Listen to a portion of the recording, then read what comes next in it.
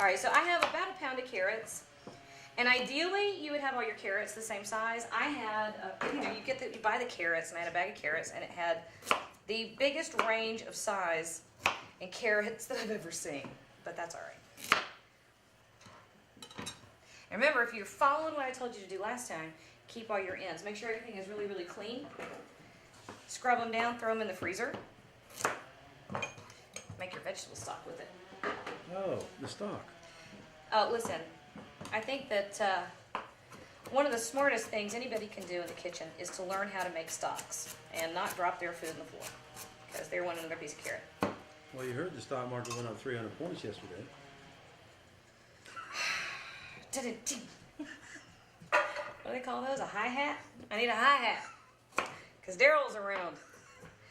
All right, so obviously some of these carrots are going to be very small and some of them are going to be larger. And you can't really make the big ones. You can't make the small ones any bigger, but you can make your big pieces smaller. Because when you're doing something like this, you want everything to be cooked at the same rate. And that means if you've got huge pieces and small pieces, some are going to be overdone, some are going to be underdone. So here's what you do in that situation. You take everybody down to size. Now, if I were doing this and trying to be dressy, if I had this for a regular dinner party or, not just my children, I would make sure that all the pieces were, Uniform. square or round. I wouldn't mix round and square. But in this case, you're feeding your family. You make sure you get every single cent you can out of that food. So if some are square and some are round, then that's just the way it is, and you can get over it and deal with it and eat it because I told you to. Whoa! Because I'm the mom. Oh. Yes, I ma'am. don't know where that came from. I'll set you straight, just in case. Just in case you decide to act out. I'm working the camera right on. Yeah. Look what I did. Look what I did. Okay. Rule number 2. To saute, turn your stove on. So I had the wrong eye on earlier, and then I don't turn one on at all. Nice. You know why? I was waiting to hear the sizzle. Because you can actually turn your back on a pan like that if you remember to use your ears and your nose. Because you will hear it and you will smell it at different stages. And I was waiting to hear the sizzle, and there was no sizzle, and so I knew I had no heat. Not having heat to cook with has been a thing for me the past few weeks, hasn't it? Somebody was asking me the other day on Facebook. She was saying how much she thought she could be a good cook, but she didn't know how to cut vegetables correctly, and it worried her. And I will go back and look up who it was because I think this is important. Don't worry about it. The worst thing that's going to happen, if you've messed up the chopping, the worst thing that's going to happen is you're going to have uneven vegetables, and they won't cook at the same rate. So if you've really done a horrible job, take your practice onions or your practice carrots that you've worked your way through, and use that to make your vegetable stock, right? And if you've done that, you have your practice time in where it won't really affect anything, and you haven't wasted the food. Because we don't waste food, do we? Oh. As I'm telling how to correctly cut vegetables, let me give you my big spiel. Because I'm a professional. I don't know what's wrong with me laughing so much. I'm sorry. Okay. This is serious work here. This is serious. You've got to get with it.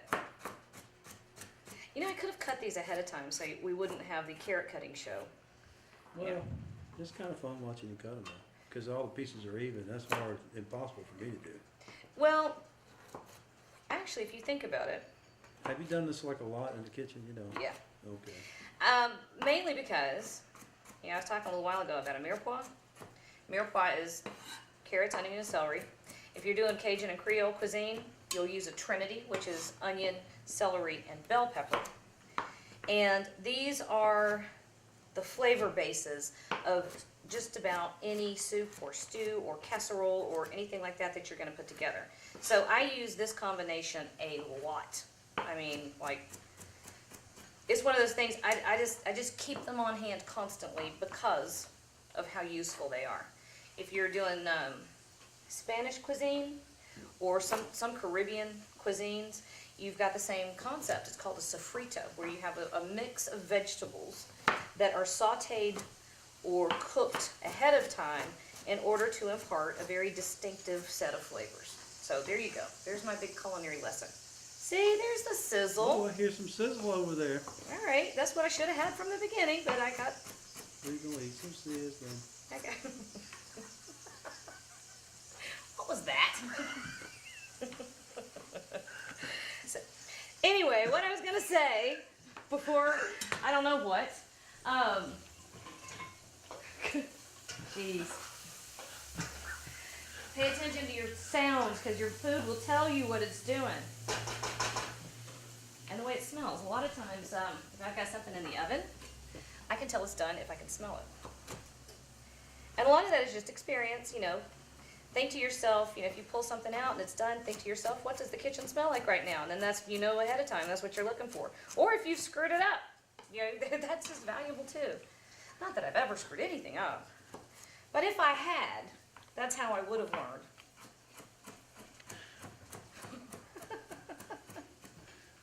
All right. You ever watch that movie, White Man Can't Jump? White Man Can't Jump. No? Is that your... They were standing out there on the edge, and he thought he was gonna win the basketball game. He said, "We gonna eat some sizzling." And then he starts losing the game. He says, "We ain't gonna eat no sizzling." What did that have to do with anything? All right.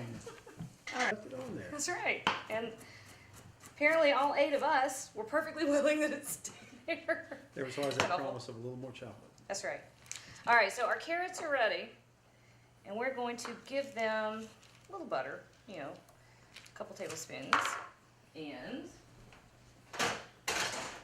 putting it on medium-high heat, or medium heat rather, not medium-high. Don't do that. And check this out. Not that, that was just me drinking a ginger ale. All right, check this out.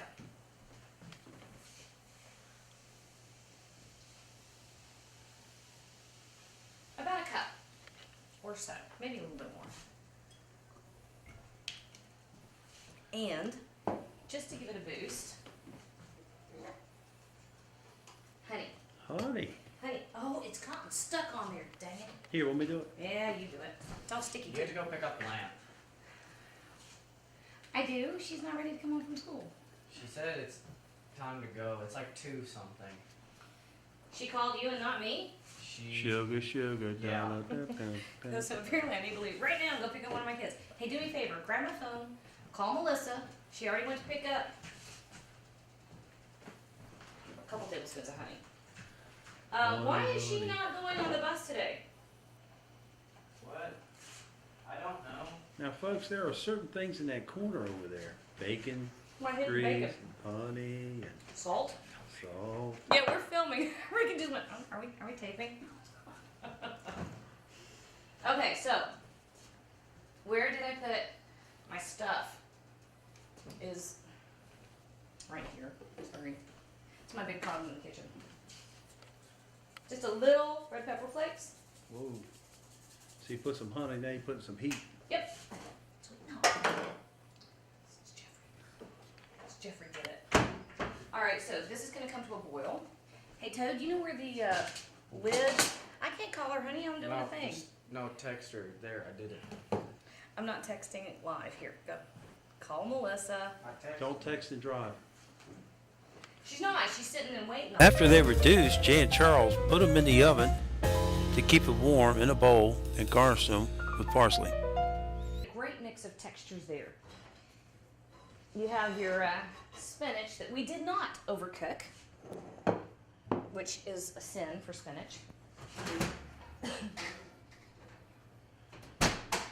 And the last thing we're going to do for those carrots are, where's my little basket? Oh, it's over here. This is all you have to do. I love fresh parsley. I use this stuff more than I do just about any other herb.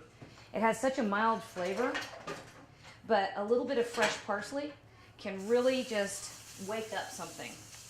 Plus, it's pretty, and it tastes good, especially if you get the Italian parsley. If you don't, get the curly kind. It doesn't taste as good, but it works. And still, we're so far in the country here. We have a lot of grocery stores that don't carry the Italian. So, a little bit right over the top of the carrots, just like that. I set the shortbread over the side, and I will show you how this all looks together. How about that? We were just on Mr. Talkie a little while ago, and you're not saying a word now. That's hard for me to believe. That's a cast iron pot. That thing's beautiful. Isn't that pretty? Yeah. I have a secret Santa, and that's where I got the pot. It showed up on my front door one day. Oh. Isn't that the coolest thing yeah. ever? I thought it was pretty awesome. You know what we need to do next time we shoot? What's we that? need to give me a little container full of forks and Yeah. knives and stuff. Utensils. Yep. Look what I did. I let water get on those clean plates. Fix it. Now, here's the thing. Look down here in this roast. Can you see that, Daryl? Yeah. All right. The fact that the juices are still coming out during the rest, that shows it's not ready to cut. It's just not. Well, folks, we might wait it down and come back later.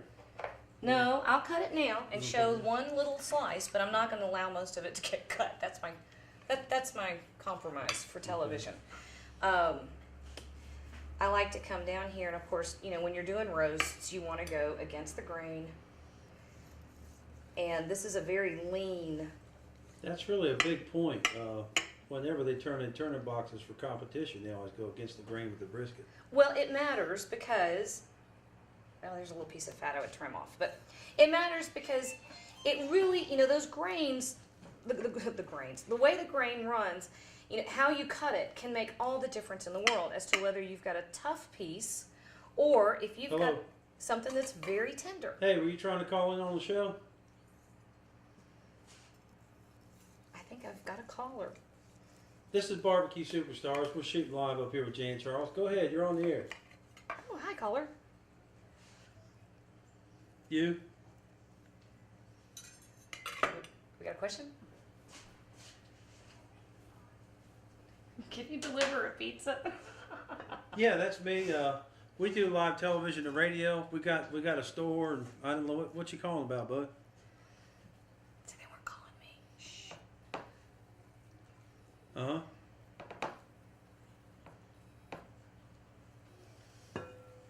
So you gotta make a well on the top of your potatoes so that you can gather those beef juices. Yeah, that's the brand. Maverick's the brand that, now our caller has a Primo grill, and he uses Maverick products for temperature control. Oh yeah? Tell me what the Maverick products are.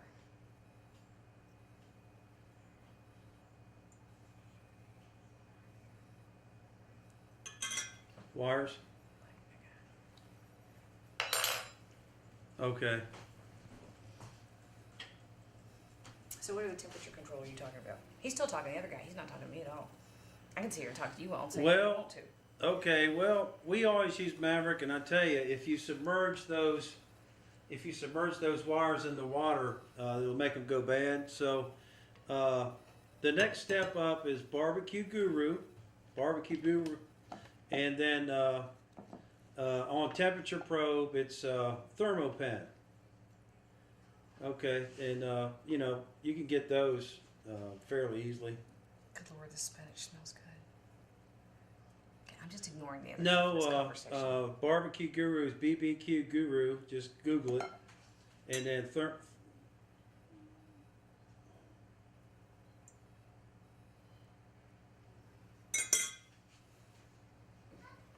Okay.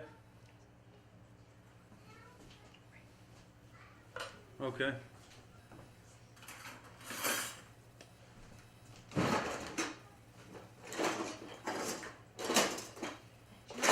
Every one of my knives. I have a kid that tries to whittle with all my knives, so I never have one in here. If he's gonna talk, I'm gonna eat. Fair's fair. That's good stuff. Okay. What's the third probe for? Do you know? We have to take a plate. What'd you know? We're still shooting. Oh, And okay. Daryl got on the phone. Right, okay. Mm. Sniff a little. Did you have to use your fingers in my plate, son? I'm gonna shot it, doesn't matter. That's true. That's true. What's it gonna do to you? You let your kids get away with it. Okay, I get it, and I tell you, they got apps for your phone now. Barbecue Guru is superior technology in controlling temperature, and I get it. I mean, that's, you can't go wrong. Pardon me. What's that Wait, sauce You for? can't go Wait, wrong. you've got a clean fork. Let me use it real quick. Fine, be that way. There.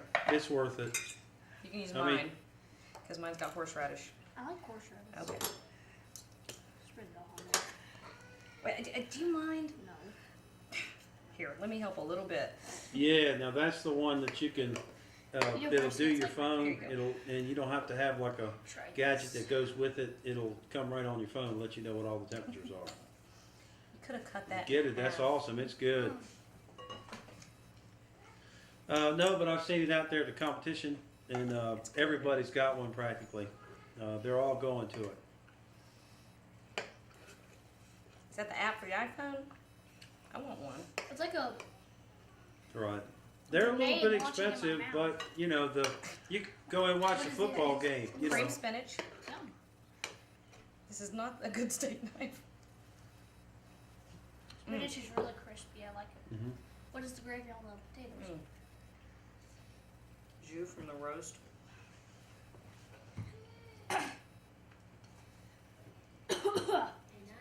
Kind of spicy, and I like it. What's the horseradish? And it really kept me up at night, but if I had this fan, Choke then down the the fan pepper all the way. would come on and help it out. Well, that's it. Anyway, Okay, well, sounds good. You're in the right direction, bud. okay, thanks a lot. All right. Okay, bye. All right. Well, I was going to show you what the finished plate looks like, but you weren't paying attention to Well, me. somebody out of Spokane, Washington, calling in the Jan Charles show. Oh, yeah? Yeah. Well, I don't know. You have to introduce me to the map. That's not a knife. You have to introduce me to the cooking products you're talking about, because I do know I would love to have the app, the temperature app for the iPhone. Yeah. Because you have a probe, just like the thermometer that I had, but it's actually sends a signal with the temperature to your iPhone, so you can be all over the house and get your signal. You know, you can. And they're watching the game. That's They're right. What? No, we're not going to go watch a game. What? You know, Seattle and. Okay, we can watch the Tennessee Titans. I'm not exactly fond of them, but. Anyway, even if your kid misses the bus and you get 2 extra kids that show up all of a sudden, No. and you have to go running over to the school in the middle of everything, Meat. and somebody cuts all your power off and you don't have an extension cord and you ruin your shortbread, I'm sorry. it's just not difficult, y'all. It really isn't. And yeah, I talk a lot, and it took me all day to pull this together, but actually, no, it didn't. I did the whole holiday meal was what, 2.5 hours? You know, even Yeah. not including my interruptions. But the cream